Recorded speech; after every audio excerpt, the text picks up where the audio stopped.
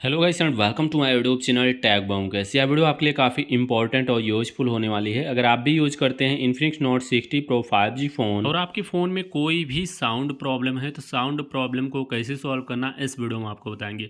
100% कोई भी sound problem है सॉल्व हो जाएगी। आप अपने फ़ोन के सेटिंग्स में आइए।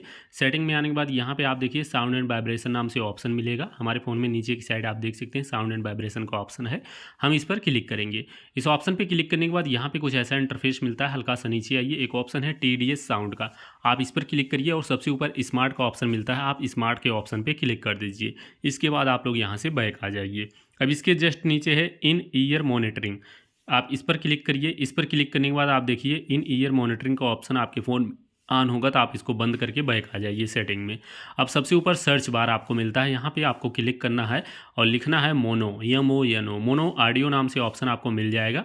आप इस पर क्लिक करिए, मोनो ऑडियो के ऑप्शन को ऑन करिए और इसके बाद जो ये ऑडियो बैलेंस है आप इसको राइट साइड, लेफ्ट साइड या सेंटर में कर सकते हैं।